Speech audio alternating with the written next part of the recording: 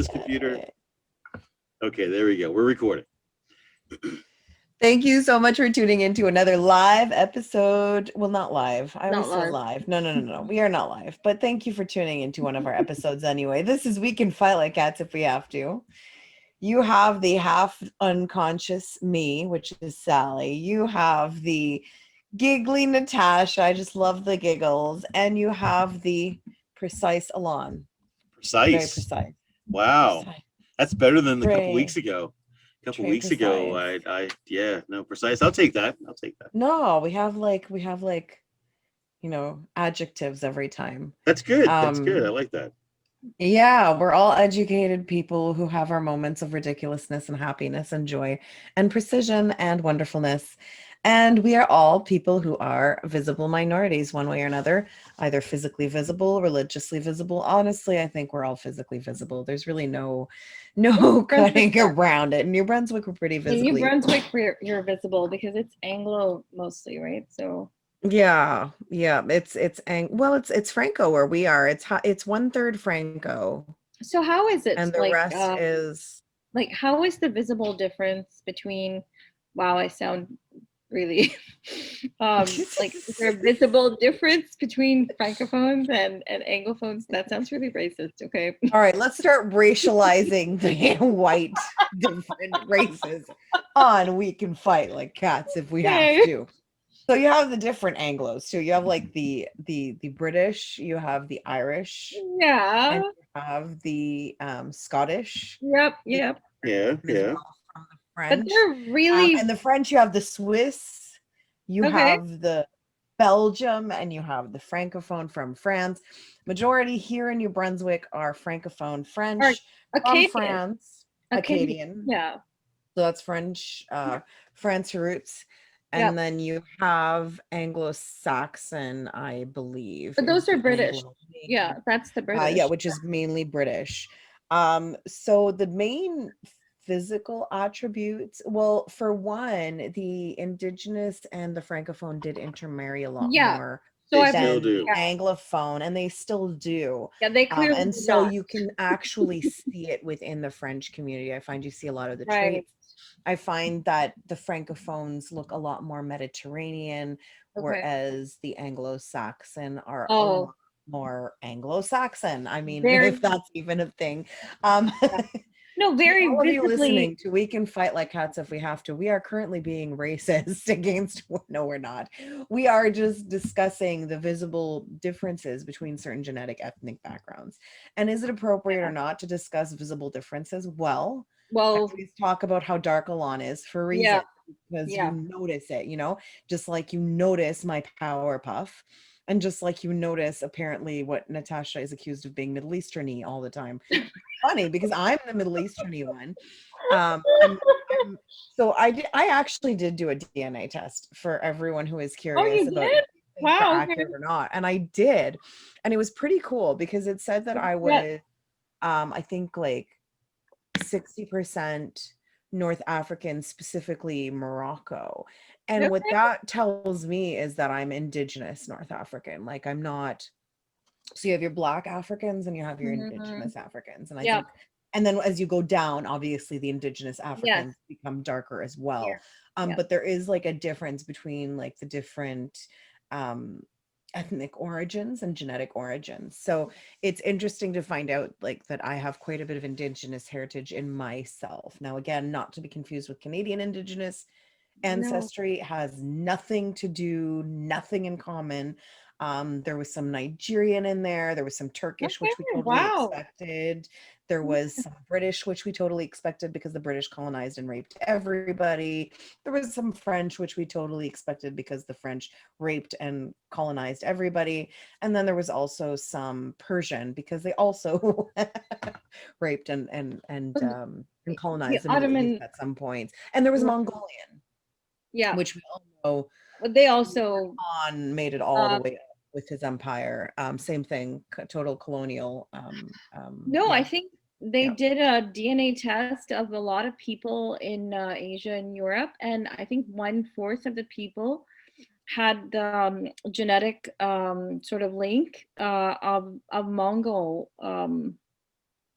ancestry, because they also like made a practice of going village to village and raping women.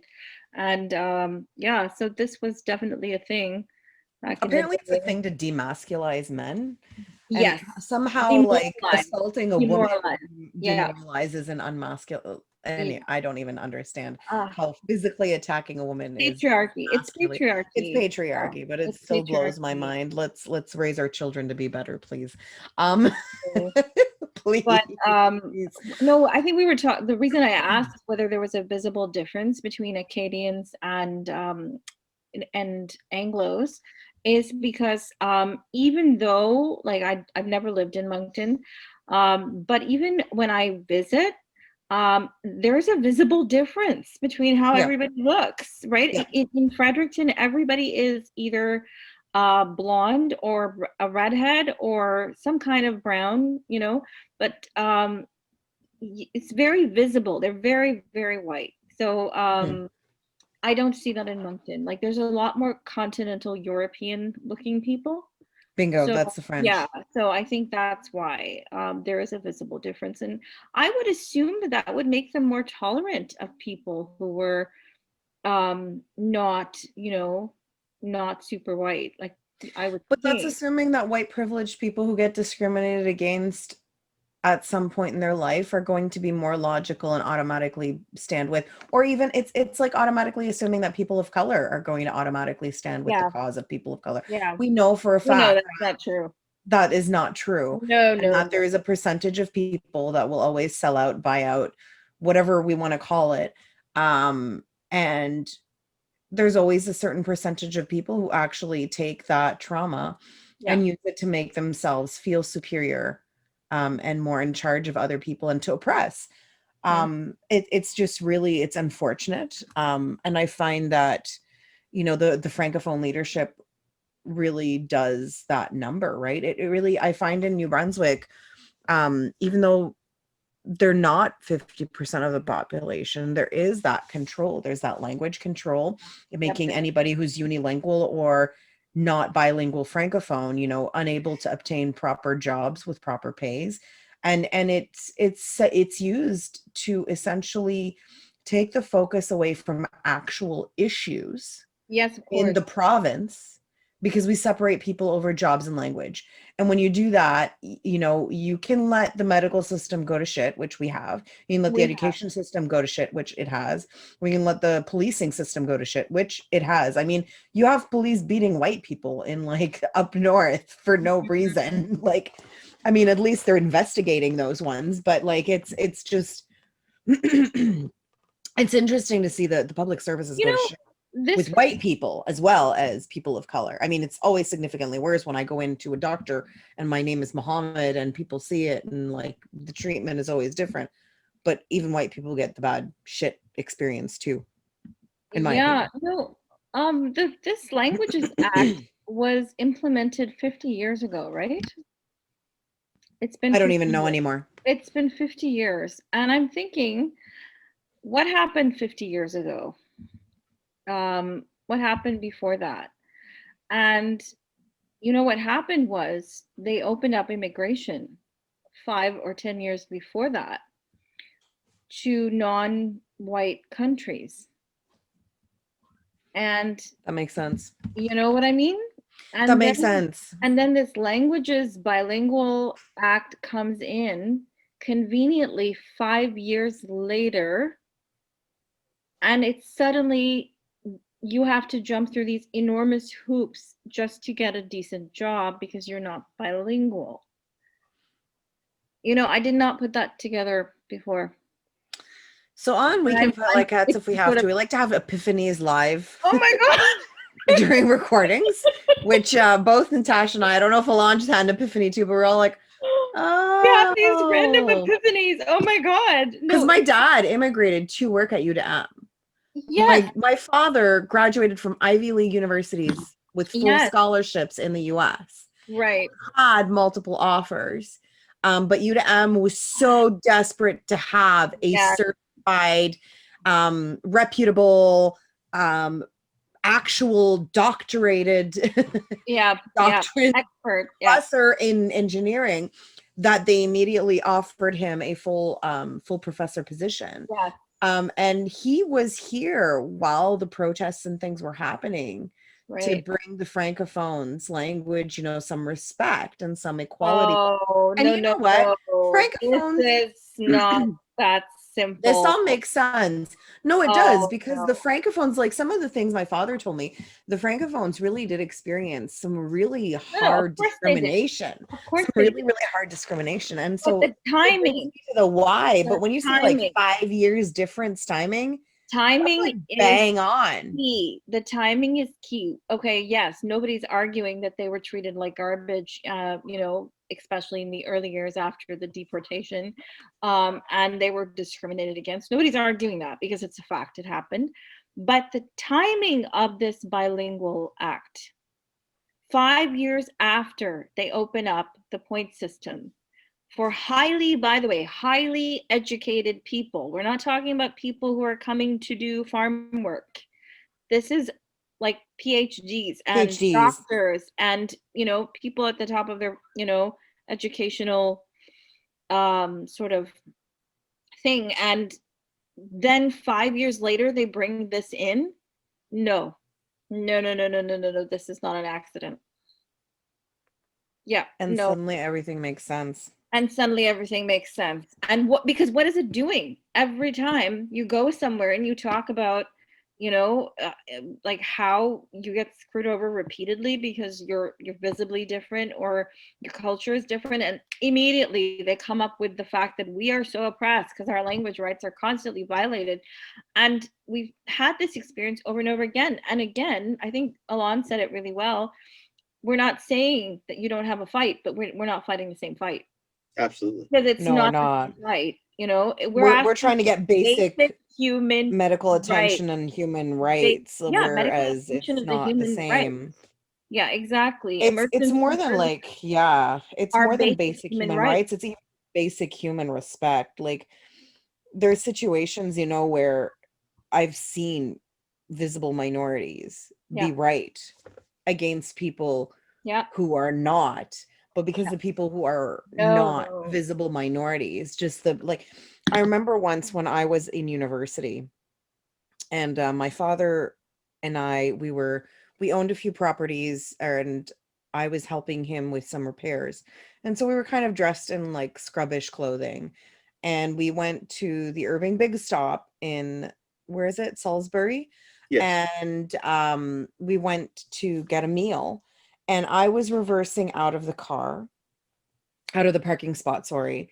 And someone else was reversing like opposite end, like kind of in an S. And we rear-ended each other, essentially is what happened. Like both equally at fault. Even in a law, when you have an accident in a parking lot, it's 50-50. And my father got out of the car, and just the way that man, who by the way was from Fredericton, started screaming at my father like he was some slave that escaped, essentially. And I remember getting out of the car, and I was like, watch your mouth. This man probably educated the engineers that built your house, so you better shut up. Like, I remember losing it on that man. I was like, you rear-ended into me just like I rear-ended into you. So if you want to have a problem right now, you have the problem with me, not with this gentleman who came out and asked you with a big smile to make sure that you're okay. Like, shut up. My father was also exceptionally nice all the time, sometimes quite often for no reason, to people who did not deserve it. But I think there's like this mentality, especially with like new immigrants, that you have to be nice just to be treated with basic decency. I think my father did it because he was concerned about the people in the car and wanted to make sure they were okay. But like, I think there's a certain level, and like when I look back at my life, like sometimes the medical attention that I received and things like that, like my father used to donate a lot to Horizon Health. There's a plaque with my father's name in the hospital because of how much he donated, because he was always just so dumbfounded by some of the medical attention I would receive sometimes. And other times we would just get such dreadfully horrible medical attention that anytime we did get great medical attention, I guess he felt he had to pay a bounty or something. Yes. Like, I really don't know why he donated as much as he did to the hospital. Yeah. I'm sure he was grateful for some of the things that they did, but other times, like, I've actually had like the words hypochondriac put in my folder. I've been Yeah. assaulted by that Pitocin scandal in the hospital. Yeah. You know, I think the second that they see the Muhammad in my name, the treatment I receive in the hospital is as atrocious as women are already treated in the medical system in New Brunswick. Because, by the way, for those of you listening out of province, Yeah. New Brunswick has the most hilarious excuse for medical system when it comes to women's health. And just overall, I think mental health, like there's a million stories where Overall, the we health system is not good. the Obviously, health system, it's the completely policing system, understaffed. everything is just Yeah, it's horrible. understaffed. ER times are ridiculously Yeah. bad compared to the rest of the country. Yeah. A huge chunk of the population, or I'm sorry, it's bad enough that you have people who are I think 70, 80,000 people in New Brunswick don't have a family doctor. That is bad. Those are Yeah. bad things. Yeah. So yes, it's bad, but if it's already bad, you can imagine how much worse it gets if your name is different, if your name is not Anglo or not French. It's Yep. worse. And you're talking about your middle name being Muhammad. The fact is, literally every man, I don't know if this is the same in the Middle East, but every single man who was born in my home country who was Muslim had Muhammad right before their given name. Yeah, Because that's a common thing in it's like Egypt. it's it's considered a sign of respect Love of the prophet. Yeah. respect of the prophet, right? So everybody had Muhammad this, Muhammad that. Yeah. You had Muhammad and then you had your given name. So Yep. that is a lot of people who have the name Muhammad. Not, it's not my middle name, but my father's first name before his name is Muhammad. Yeah. So that is common, and it's a very easy way for people to know, people who are interested to know what your background is, and then have the sort of in to discriminate against you, and they absolutely do. And I think we've discussed healthcare before, but my goodness, it's so blatant. It's starting from the reception office. I'm not even talking about getting to the doctor, because in most cases I could not get to the doctor because nobody would give me a friggin' appointment. And this is, I couldn't get an appointment for myself, couldn't get an appointment for my kids.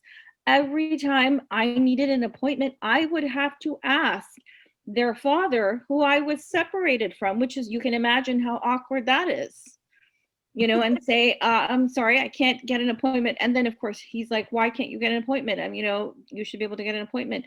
Well, no, nobody's giving me one. So, of course, then he gets a chance to say, well, maybe your attitude is wrong. No, my attitude is just fine. It's these bitches' attitudes that's problematic. Yeah, I shouldn't have to kiss ass to get medical attention. No, I don't know what I'm supposed to do. Like, what am what can you do, right? And you can see it's so obvious. Their expression changes, their inflection of their tone changes, and there's nothing you can do about it. Because how am I going to prove that this woman is discriminating and deliberately not giving me appointments on time? Because you're standing in line and she's going to say to you, I have nothing for 3 months.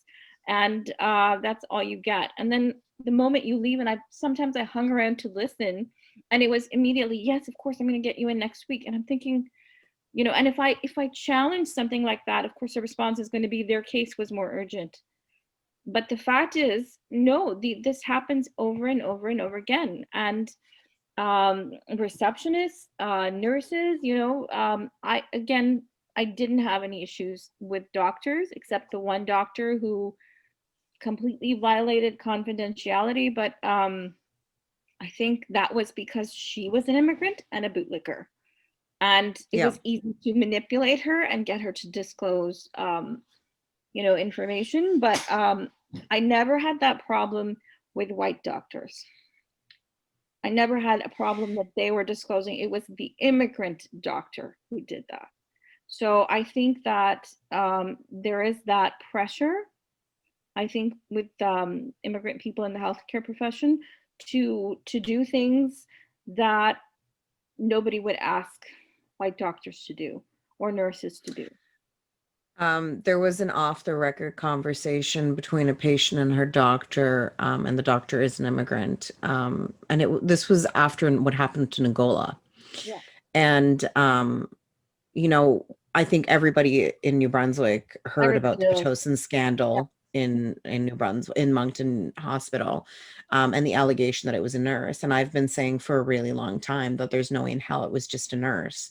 And, the convenience of 3 doctors retiring at a young age after this incident, to me seems, like a very bizarre coincidence. And we were talking about some of the doctors and how their morale seems to have changed since that. And,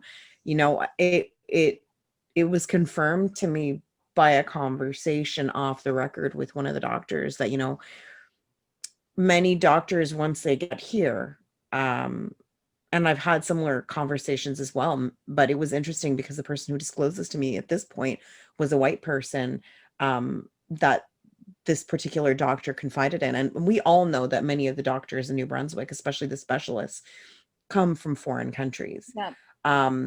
And this particular, this particular doctor said, I'm going to retire because I didn't sign up for this. Like, I can't even do my job. Yeah.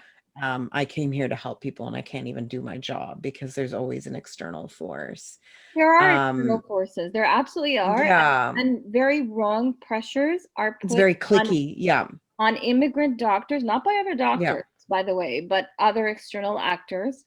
Their employers, the unions. Yeah. Unions, political people, public officials will put pressure on doctors who are immigrants and foreigners to disclose information, private medical information, and they will use that threat that you are, like they told your father, you're not Acadian.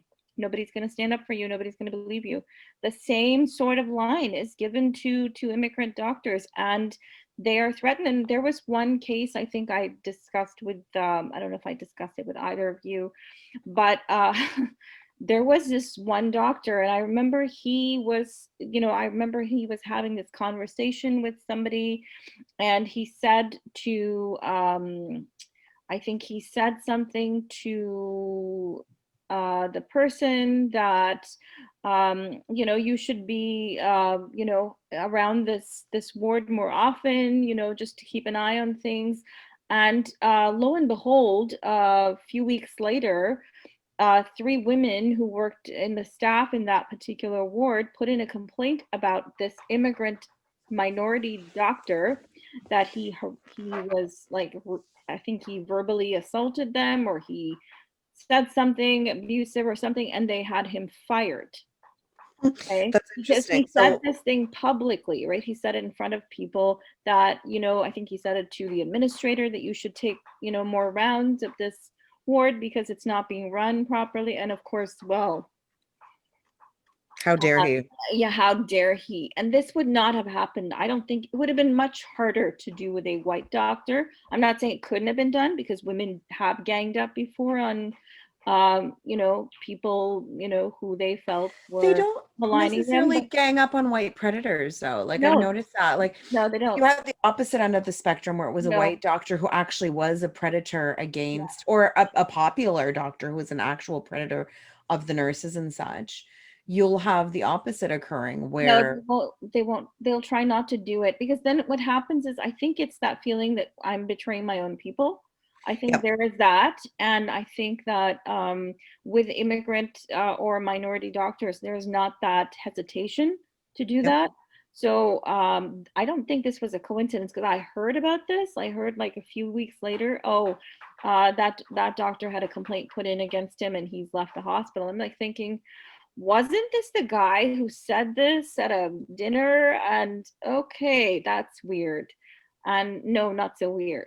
So they have to be really, really careful, I think, not to step on toes and not to make people look bad, and not difficult to pressure them to violate confidentiality. And I mentioned, right, how my kids' medical files disappeared for 2 years. Oh, I know those Nobody could locate experiences. them. Yep. Nobody could locate them. And again, this receptionist was like just saying, nope, they're not in the office. And guess what? It turned out they were. So that's the kind of thing that happens.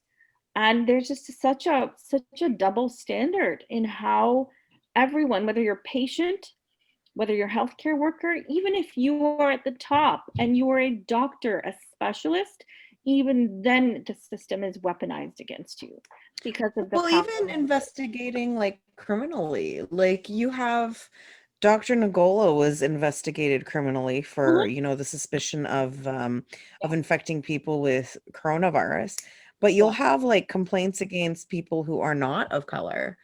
And the quickness yeah. that they are investigated, if investigated at all, is not nearly as efficient. Now, I don't know whether that was a pandemic special or what happened there, but um that A was that lot. was quite quickly that they investigate and found this doctor innocent within a year and a half.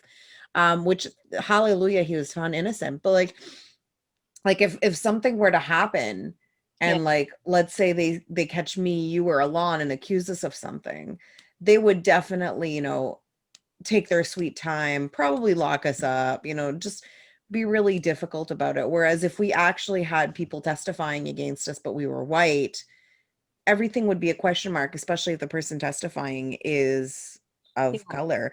I yeah. just find everything, is questionable. And it's funny because I also like from the other end of the spectrum, like people will read my name on a document and then I show up and they're shocked at how proper or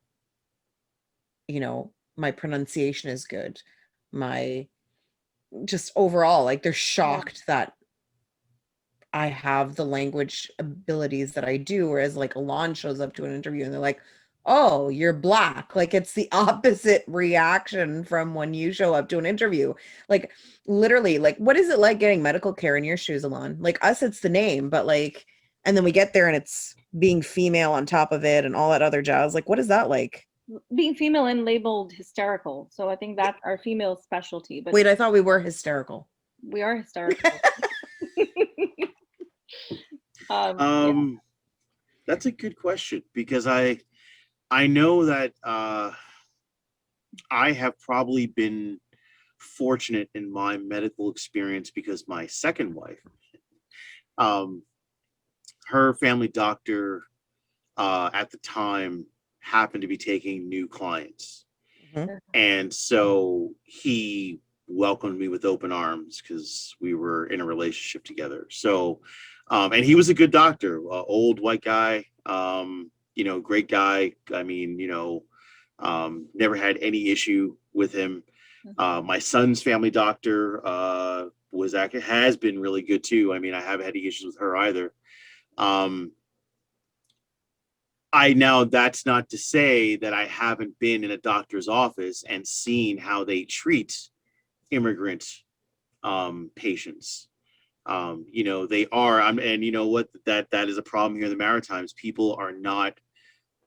It's a very simple thing. Just be respectful to people, right? yeah, Like you don't have to yeah, like them. You don't have to hang out yeah. with them after. Yeah, You're exactly. doing a Nobody's job. asking for dinner, okay? We're not Exactly saying let's have right. dinner together. Are We're you saying, can sure? I just be I'm not going to treated like show a up in human their being? house and just lounge on their couch after? I don't get to do that. Oh, I guess I'm weird. I'm sorry. It's so bad because it's like, you know what? People are people. And if someone is here in a medical establishment, clearly they are not here to solicit or to Yeah, hurt. They are here because they need medical attention, especially if they're there with their children. And, people here in the Maritimes, exactly. both white and Francophone, and you know what? I'm hard on the Francophones for various reasons, but namely because they want to go ahead and wave that minority flag. And if you're going to wave that minority flag, then I hold you to a higher standard Yes. when it comes to your interaction with other immigrants who are minorities. Yeah. And so if you're going to go ahead and be dismissive and be rude and be curt and do that infamous fucking white thing of talking louder if an immigrant doesn't understand the language, not your tone, your volume, and you think that's going to make them understand you better, and the fact that public services here, both when it comes to medical services and just average administrative services like getting Medicare cards and licenses through Service New Brunswick, Why is it that we do not have other languages represented when you go in at the counter? Why is it still only English and French when you know you have a growing Asian population, when you know you have, a growing Middle Eastern population, when you know this? So why is it that still when I go to a counter, I still see a young, French guy and girl who are both white, nothing against them, but again, that's not representative of the demographic that is growing here in the province. So you're making it 10 times harder for these individuals, just like you're saying, Natasha, to get basic services. Basic services. I'm talking basic healthcare. Basic services. Basic services to live here and to grow and to prosper. That's it. The kids have to get immunized. So you're making, the kids have to get immunized. You've got to get ID. You've got to get these things. You're talking about immunization. I don't want to interrupt you, but remind me to go back to that when you're done talking. Oh, go ahead. I've pretty much said what I had to say. I think that this has been covered. Why the Black community and why immigrant communities are vaccine hesitant. Okay, this has been in the news, and I'm thinking, I'm sorry, given the experience of this royal treatment that most of us get, unless you have a family member in the health profession, are you surprised that a lot of minorities don't trust that the government has your back and they want to do the best for you? Like, now I should believe, I'm pro vaccine anyways, because, like, they work. I'm not going to talk about the COVID vaccine. I think that's different because it's been processed so fast. But vaccines in general, I think they're very important. And however, given the medical treatment that is given to minority people in New Brunswick and in Canada, because I've heard this from other provinces too, are you really surprised that they're now wondering, oh, I'm sorry, before when we just needed basic health care, you told us, to fuck off and, couldn't give us appointments and, we were constantly given secondhand treatment, but now you are really desperate to look out for us. Are you surprised that people are questioning this? That's, been my, because I read this all the time, and I think I sent you guys that article. Yeah. And it said, we have to look into why Inuit populations have this difficulty trusting. I'm sorry, what do you mean look into? It is obvious why. You still have Indigenous women who are being forcibly sterilized. Still, today, this is still happening today. Of course, they're not going to. There is that element that you just don't know whether you're going to get proper healthcare, if you're going to get healthcare at all, and it's terrifying. I think it's really scary, and most immigrants I know who leave New Brunswick are leaving because of the healthcare. The fact that they are, at the bottom of what is already an inadequate healthcare system. And I think I brought this up with you, Sally, when that whole business was going on last year about Clinic 554, which I guess for people outside New Brunswick, we should explain that it's a clinic that provides care for gender minorities, and but it's known as an abortion clinic for some reason, because it did provide that. Among other and services, everyone yeah. was among other services, and I think everyone was, all gung ho to go to that. And yeah, it was also a family practice, exactly, but it's specialized in like the gentleman who was the doctor who was doing it had the ability to really provide really specialized care for people who are undergoing transitioning. And at the time, I was thinking all the women I knew were sort of saying, yes, we have to go and we have to stand up for our reproductive rights. And I'm thinking, but if we ask, and I think this one bootlicker chick said to me, you have to go. How can you not go? And I'm saying, and I said to her, okay, we'll go for this. And I said, when you and I ask why we can't get health care when we need it, are they going to show up for us? And so she just looked momentarily stunned and said, of course, I'm sure they will. No, no, no, they won't. No, they won't. And that's just a reality that they won't. I don't see it happening. Like, I will believe it when I see it.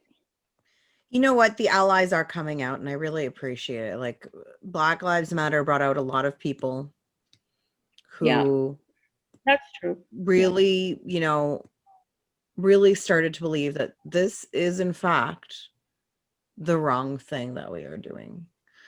But the fact is, those same people, a lot of them come and they step over us and they talk over us and Yeah. they try to make it about them and they try to be heroes. And Yeah. you need to shut up and sit down. And people of color, you need to stop relying on white people to do for you what you need to do for yourself as well, because you know what, half the time you will be disappointed, and the other half of the time, if you do get the result that you need, it's still going to be dependent of the white person. And that to me is a problem. Like, to me, it is a problem that I have to think about the way the police is going to treat us the second we walk through the door. To me, it is a problem that I have to pre-calculate, you know, how my name is read on a piece of paper. To me, it's a problem that, you know, my friends who are veiled are hesitant to go get any medical services and are afraid. To me, it's a problem that Indigenous concerns and Indigenous medicine is considered voodoo, and Western medicine is considered the magic of all magic and legitimacy. And, you know, I have to say, I really love and appreciate my doctor, my family doctor.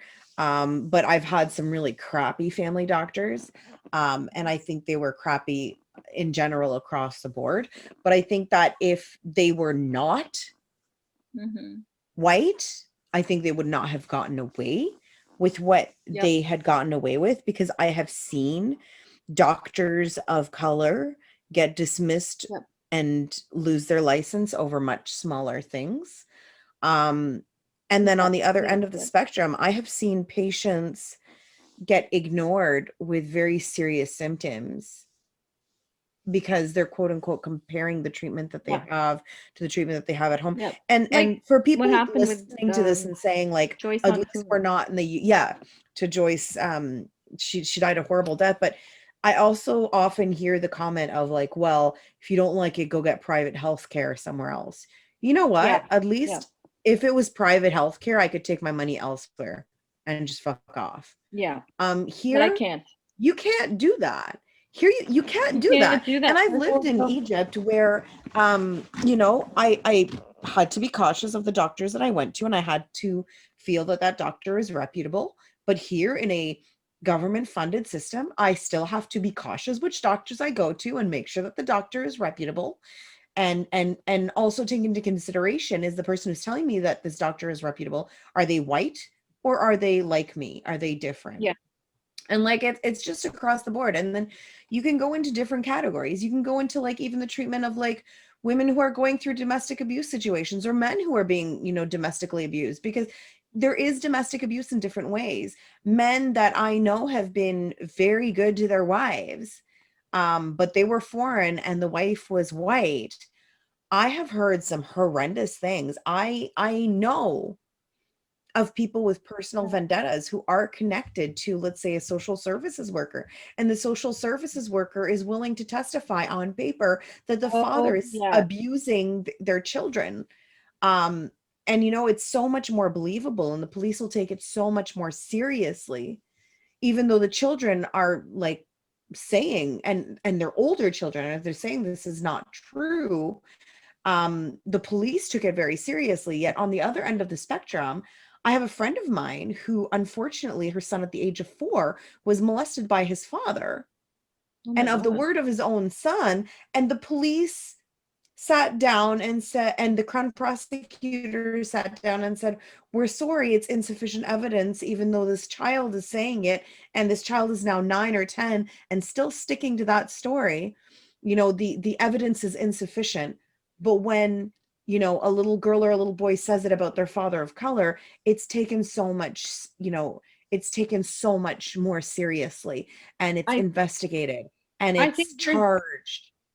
there's another layer to that, that if you are both people of color and, there's a domestic situation, then it depends on which one of you knows more white people.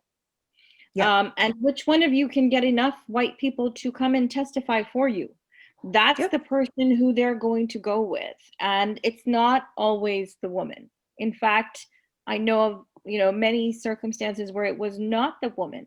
And nobody could understand that, because typically they assume that in domestic cases, they're going to take the side of the woman. No, that may be the case for If white she's women. white. Yeah, that's the case for white women. It is not the case for visible or cultural minority women. Not if not if their partner is white, and even if their partner is from the same background. If that person is in a better position and has enough white people who need them or who will speak for them, then they will go with that person. And this absolutely does happen. And it's not something, and the thing is it makes it very difficult for the white community to understand, because they're used to their experience where women are believed when they're talking about domestic abuse. Today they are, not 50 years ago, but they are today. And that's why, I don't know if you guys remember that line from the Me Too movement, believe all women. You remember Yes. that?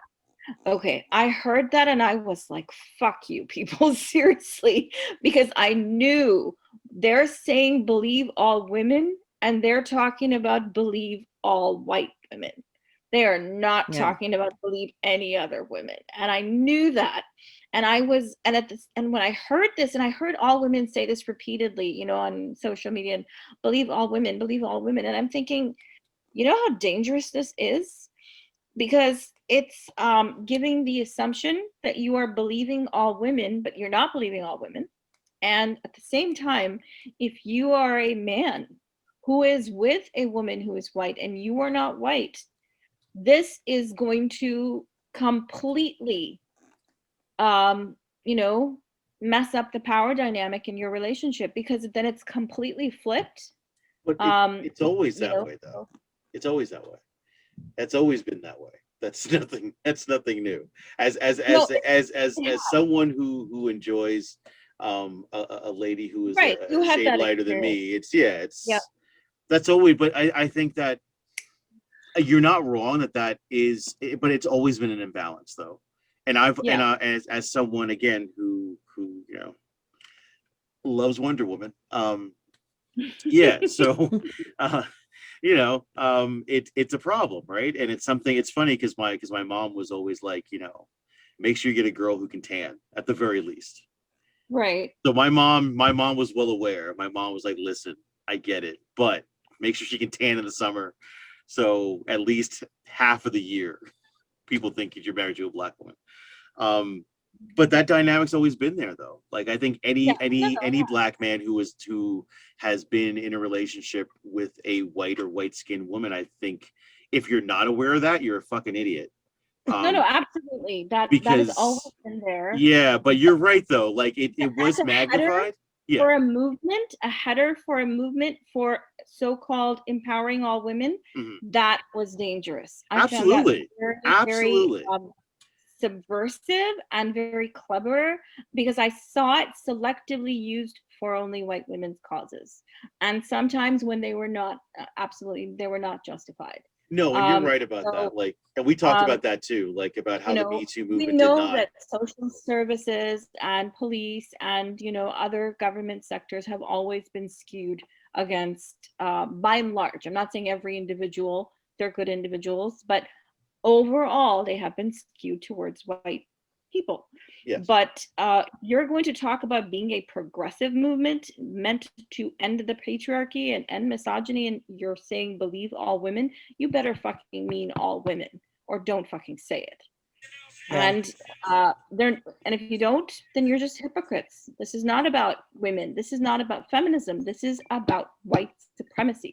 This It is. line to me donated white, it's clear this was a white supremacist statement because it's not affecting anybody else.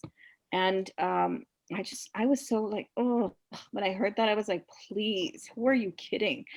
And who do you think you're fooling? I know everything is worse in New Brunswick. I know because it's so white and it's like 99% whatever government services are white, but it exists, in other parts of the country. And we shouldn't all have to pack into a metropolis just to be treated like human beings.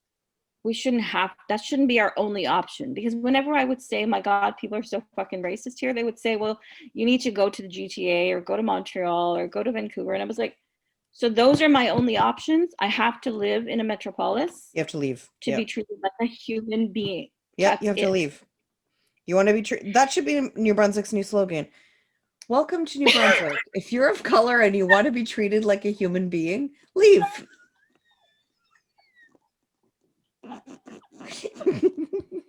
That literally should be our new slogan. We're so going to be assassinated by immigration services. We just torpedoed. Dear Immigration New Brunswick, come at me. That was Saly Davis quoting myself. Come at me. Allon, you have a very particular experience you have that I would like to ask you questions about. You didn't just deal with, going through your divorce and such as a Black man who is married to a woman.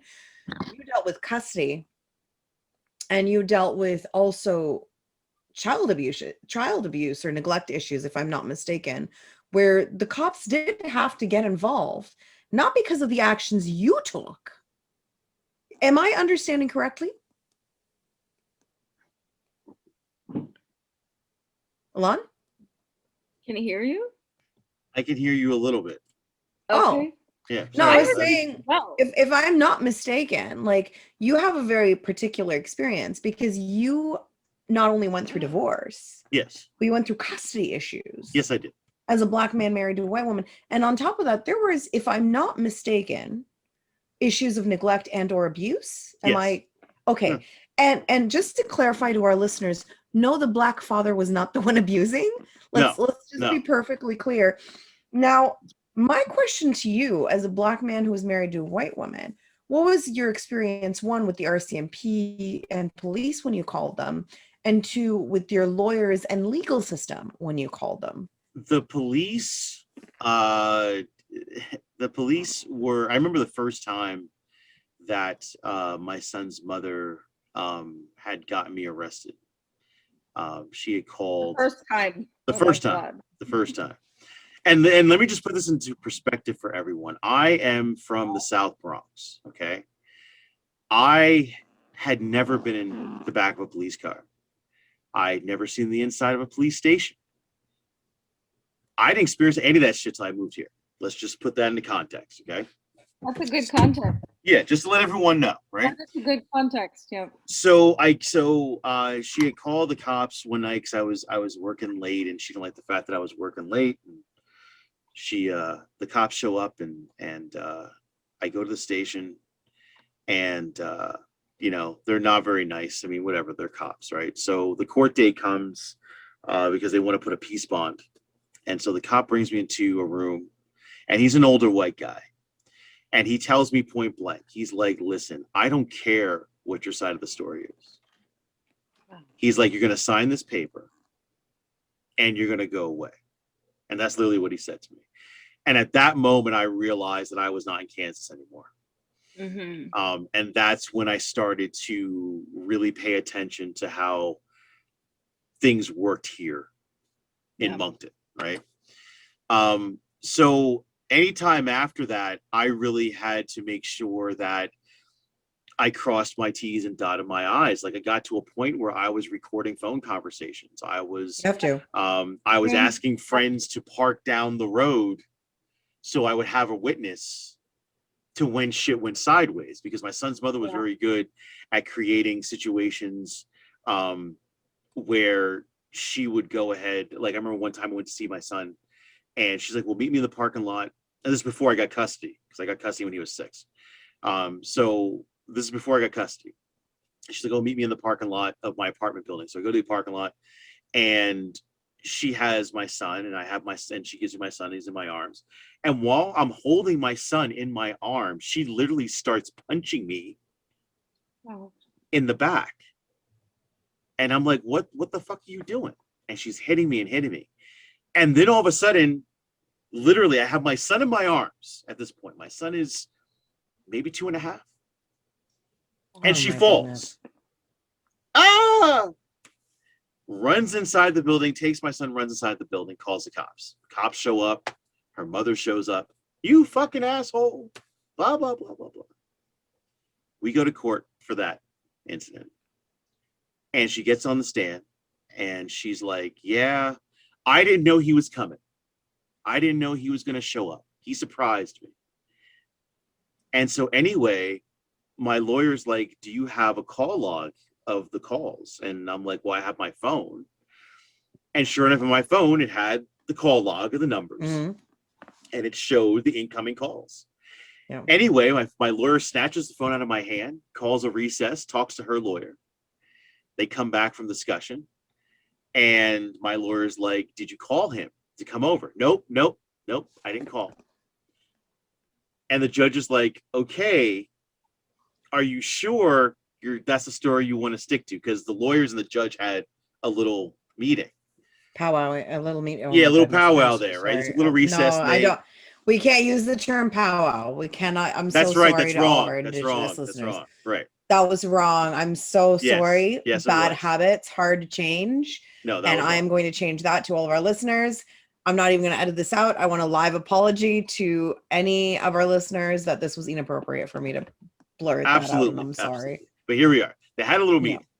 They took recess, had a meeting. So back to my story. So we're back on the stand. She's on the stand. They ask her, did you call Mr. McCall to come? No, I did not. He just showed up. And the judge is like, are you sure? Yeah, I'm sure. Are you positive that's what happened? Anyway, she ended up, perjuring herself on the stand because she did. She called me 3 times to come over and see my son. And so anyway, the Crown filed charges of perjury. They tried to, issue the summons. She slammed the door in their face, blah, blah, blah. That incident was a turning point for me in the court system because they got to see firsthand how she was. Yeah. So my stories of like, she is like off her rocker and like, intent lying when they ended up trying to serve her with papers for perjury and she slams the door in the RCMP's face. I remember going to court after that. And I remember officers of the court coming up to me and being like, hey, we remember you. We tried to serve her with papers and told me this. That's how I found out about it. The court officers came to me and told me that, we tried to serve her with papers. She slammed the door in our face and she was super rude. And so anyway, that's when things began to turn for me a bit in that respect. Things didn't really turn for me. Surprised she lived after that. Well, she listened. She went about her life. The door and, I agree. They didn't kick in the door. They didn't shoot. They didn't tase. Nothing. Fast forward later on in the picture, my son's with me. She's seeing him every second weekend ish. I go back to court, and finally, after we're talking 10 plus years, the judge, because it was the same judge every time, and I would have to go to court every time for little things, right? She would little things like, oh, I need my son to be at football practice on time. She wasn't doing it. I had to take her to court for that, like little shit. So we finally go back to court this one last time, and I walk in there and I had all my paperwork and stuff, and she says her nonsense, and the judge looks at me and Mr. McCall, and I'm like, Judge, look, I don't know what to tell you. I've had custody of my kid for X amount of years. I work my job. I take care of my son. I coach football. He's on the football team. And the judge was like, she's like, Mr. McCall, You're good. I get it. And finally, after like 10 plus years, after like busting my ass to prove the point to the court that I was the guy who was the victim here, finally, she got the point. And so my experience has been extremely long and arduous. I hear other men, not black men, but white men, francophone men here in the Maritimes complain about the court system being slanted towards women in general. I'm not saying they're wrong, but definitely being black doesn't help. The difference is the cop car. The difference is the cop car. The difference is the fact that, when you walk to that courtroom, all stereotypes come on you as soon as you walk in that courtroom, right? Yeah. When the RCMP are called and you're a black man standing there. I remember this one time I was driving down Von Harvey Boulevard, and this car in front of me, it was like right out of a video game. This car passed in front of me and got T-boned right in the intersection. And so I actually pulled over to check if the person in the car and in both cars, that they were okay. And so this old lady was driving a rental, and this young girl's in the other car, and they both get out. And I'm like, hey, you guys all right? And they're like, yeah, we're fine. And I give the girl my cell phone to call the police. So anyway, the cops finally show up, and the look that the cop gave me, as if I'm the guy who caused the motherfucking accident. Yep. He's like, well, what are you doing here? I'm like, I'm the guy who fucking got out to make sure they were both okay. Like, she used my phone to call you. And then he literally turned his back to me as if I wasn't there. Yep. And I was like, fuck this, I'm out. That's fine, whatever. But just just that interaction alone, and that only happened maybe 3-4 years ago. Like, are you kidding me? You show up to a scene of a car accident and you want to look at me as if I'm the guy who's responsible for this mayhem? Like, it's crazy. Like, it's insane. It is a reflex, but it's a wrong reflex though. And it's always your fault. And I think with us, I don't know if Sally, if you've had that experience, but I think with me, it's definitely automatically the immigrant Muslim stereotype. They assume I must be uneducated, and they must assume I must be backwards. And I grew up in a village, and I have, zero, understanding of anything. So that automatically comes in their head, whether it's the appearance or it's the name. And what are you supposed to do about it? And I had people, of course, tell me, how Chinese people change their names? You could change your name. I was like, fuck you. Like, seriously, I'm not changing my name. Are you serious? Absolutely not. And it was, in fact, after that, my middle name is Persian, right? My mother named me Natasha, and that was when she was immigrating, right? And that was, it was popular, actually. It was popular in my home country at the time, because at that time our government was pro-socialist, so they had ties with the Soviet Union, so like Soviet names were very popular at that time. And she thought, this would make it easier for me to navigate, because we were moving to the US at that time. But my middle name is Persian, and given I was getting all this helpful advice that, if you just anglicize your name, then you're going to have, it's going to be easier for you. And at that point, instead of that, I had this urge to completely just make it as ethnic as possible. And because it's awful, that you should have to do that just to avoid discriminatory treatment. And so it's just, that's another thing I wanted to touch on was the court system and how the court system, like you mentioned, how when your ex-wife slipped up in court, that was when things started to turn around for you. And we've had so much difficulty getting a lawyer to be willing to represent us, even when there is a clear case of a criminal violation against you. And you can't get the police to do it because they're saying, oh, it doesn't meet the bar for this criminal code violation. And, the Crown prosecutor. Or it's your culture. We're not getting involved because it's your culture. That too, but like even if you get them to that point, it's going to be yes, this doesn't meet that, or the Crown prosecutor refuses to do it. So you're nowhere on the criminal side, and then you can't get a lawyer to represent you. And I always wondered, like, why are they making it so hard for us to just get into the court system? That is why, because when you get into the court system, you will have people who are criminals, who have engaged in nefarious behavior and who have lied everywhere to cover it up. That can come out. Nobody wants you to get into that court system, not on your terms. They'd love it on their terms.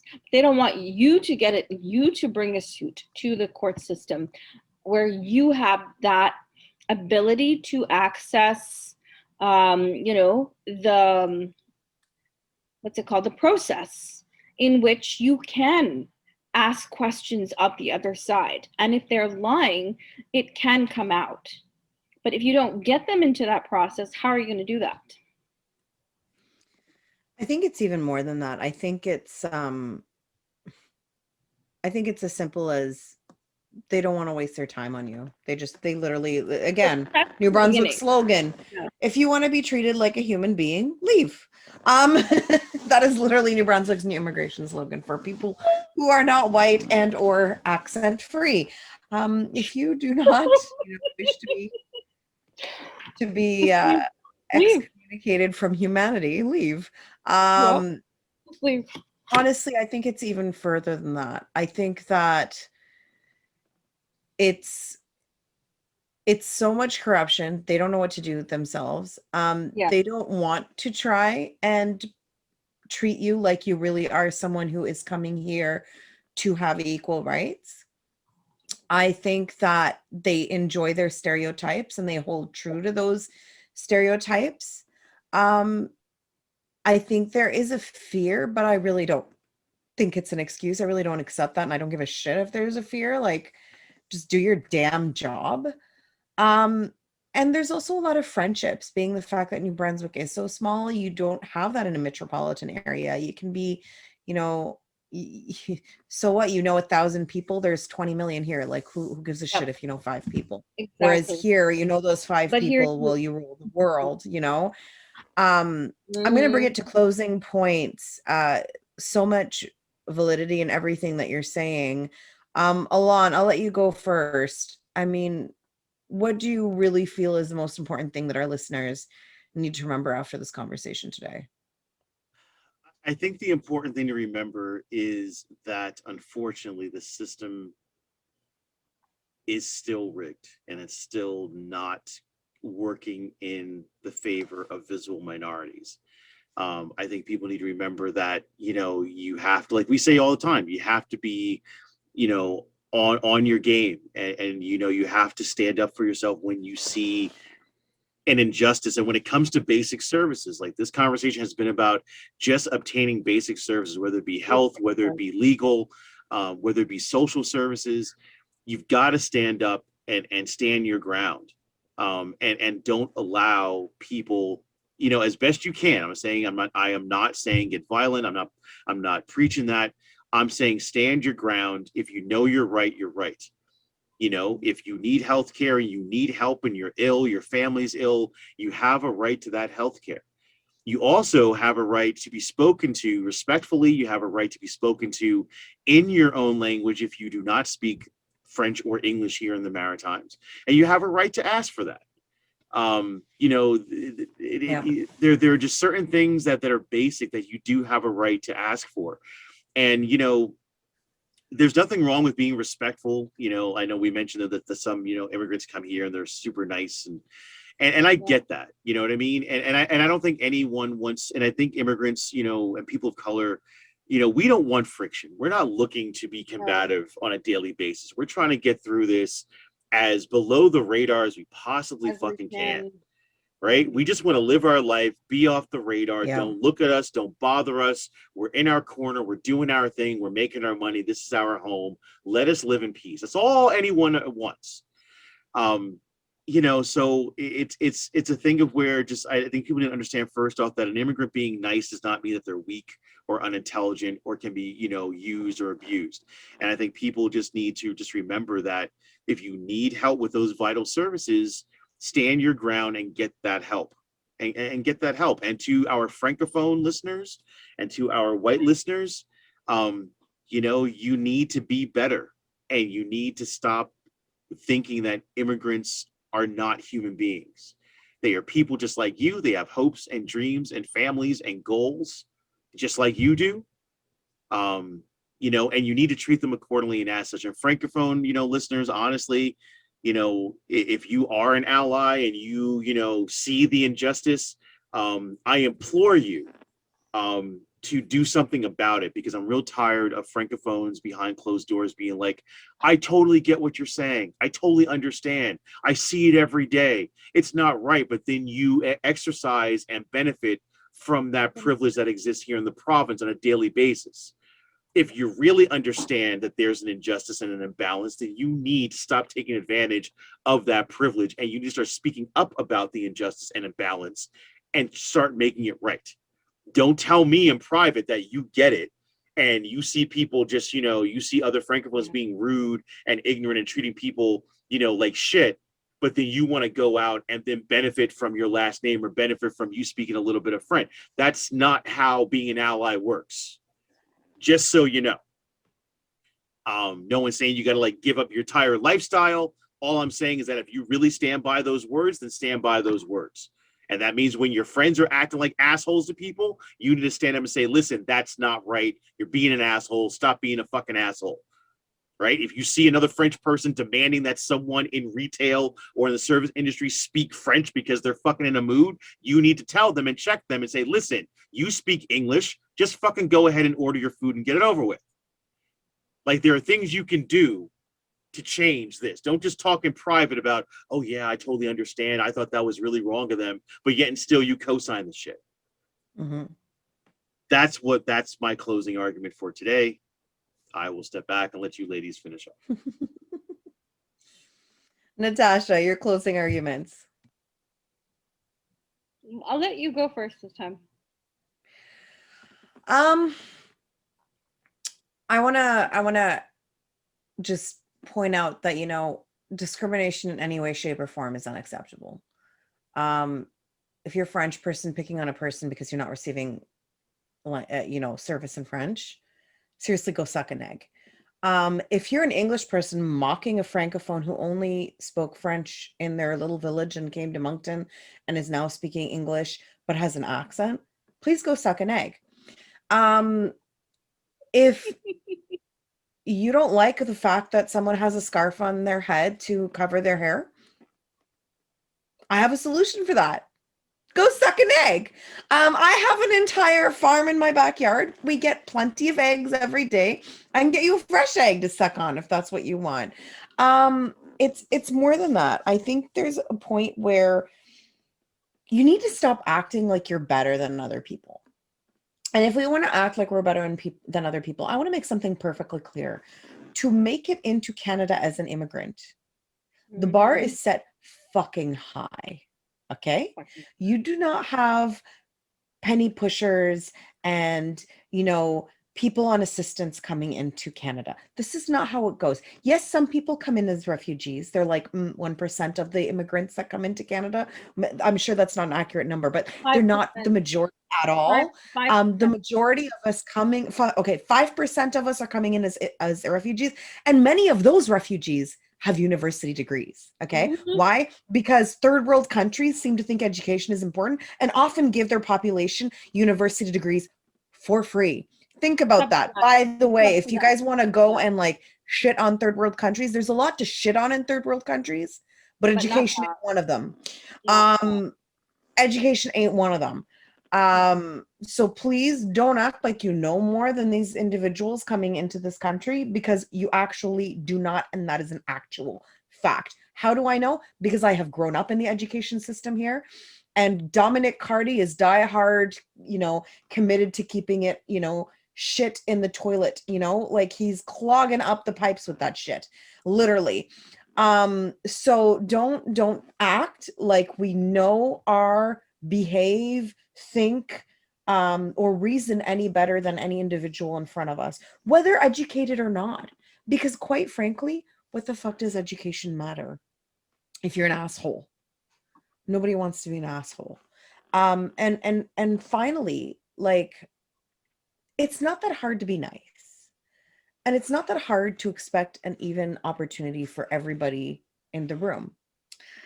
And you know what? We also know how hard it is to get lawyers. We've all been in that boat. Mhm. There are a few really good lawyers that will take your cases. And, you know, it's an opportunity for us to do better, but it's also an opportunity to empower each other. If you know a resource that's available out there, reach out to us so that we can make it available to everybody else. Mhm. Natasha, your closing point. Yeah, I would add to that. Yes, I think that if we are, immigrants in New Brunswick, or if we are minorities because we're not part of that white circle with the inner information that they have that they don't try usually share with anybody else, we would absolutely like to have people who have helped immigrants, who have helped minorities. We would like to publicize who these people are because we need to know who we can trust and who we can depend on in various places. And I think that emergency services too. I think because emergency services are called emergency services for a reason. They're not optional. You Are you go sure? because you Are you need sure them. emergency services are not optional? You go Because I every often feel like an inconvenience when I call Oh my emergency service. goodness. Yes. So they're not like, and you're Canadian or you're resident, they're not doing you a favor. This is your right to get those services if you need them. And yet you're being treated like, I'm sorry, no, you have to prove that you need it. And the bar for you to prove it is so much higher. And again, I want to have to keep clarifying, no, I'm not talking about every single person. They're perfectly nice people in each sector. However, when you are a minority person and you have the additional disadvantage of being an immigrant person who doesn't know all the points in the system that you can ask for help, you are at a disadvantage because you don't know who you're going to get. Every time there has been a threat, and I think recently we had one, every time I have to go over in my mind, what if I get somebody on the phone who is automatically racist? What if I get a person who is automatically going to dismiss me or is going to automatically believe the other person because their mind is just trained to instinctively believe the person with European heritage? What happens? And sometimes because you don't want to go through that, you forego the necessary help that you need, whether it's legal help or whether it's medical help. And with medical help, you're not even foregoing it, but you're going there and you don't know, am I going to be seen? Is there going to be some excuse made that why I don't need to be seen? Every time it's like, I don't know what I'm going to get. I don't know which person I'm going to get. Am I going to get a person who is automatically Like a Kinder biased? surprise. Yes, exactly. Yeah, horrible surprise. Like, am I going to get somebody who's automatically going to either dismiss me because they assume that I'm uneducated or from a barbaric country or whatever that stuff they have going through their head? Am I automatically going to be the recipient of that kind of treatment? And then you're always wondering, is it safe? Should I do it? And it's we shouldn't have to think this way, but we do. And the same thing applies to every critical service. We shouldn't have to be calculating in our heads every time we're doing, okay, is this safe? Is this going to make my position worse? What is going to happen? Who am I going to get? And it's the same with, I'm actually like worried all the time, which I shouldn't have to be, because I don't know if I'm going to get a service if I need it. And it's not like, in my home country, we paid for medical services. I would rather do that than be dependent on a government funded system. That is why I'm not pro, people are all gung ho about UBI and all these things. And I'm thinking, if I can't trust the system with the services they're providing now, why would I want to be dependent on the system as my only provider? Yeah. So that is scary to me. That is actually scary. At this point, I would rather pay for a service Yeah. than be dependent on a free service, which is, half the time. I would say in New Brunswick, it's a solid 50%. It's 50% of the time I'm getting somebody who's not, giving me attitude on the line, whichever service you call, or it's 50% that they're not. And I do think there's an age factor here.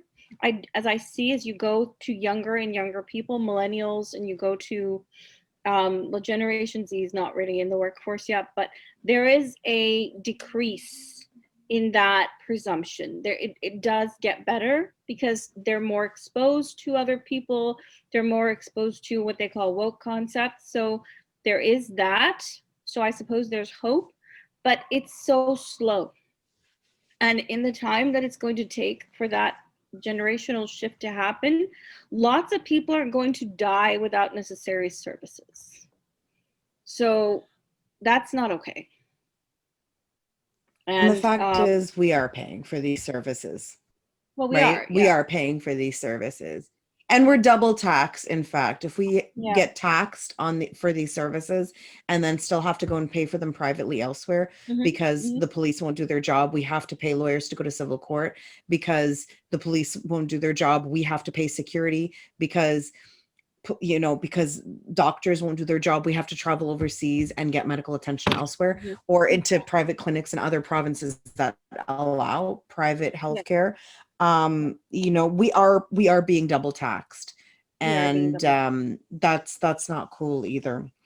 If you want to reach us with your stories, you can reach us on our Facebook page. We can fight like cats if we have to, or you can email us at WCFLCNB@gmail.ca. It's getting late, Sally. It's getting late. WCFLCNB@gmail.ca. We want to hear about your stories. We also want to know if you had a terrible experience somewhere. We'll put it on our New Brunswick anti-color directory, where we will let everybody know where people of color are not welcome, so that we don't ruin our own days by our own choice. So thank you so much for tuning into another day of We Can Fight Like Cats If We Have to. Please be kind to each other, support one another, but most important of all, y'all better stand up for each other. Have a great day.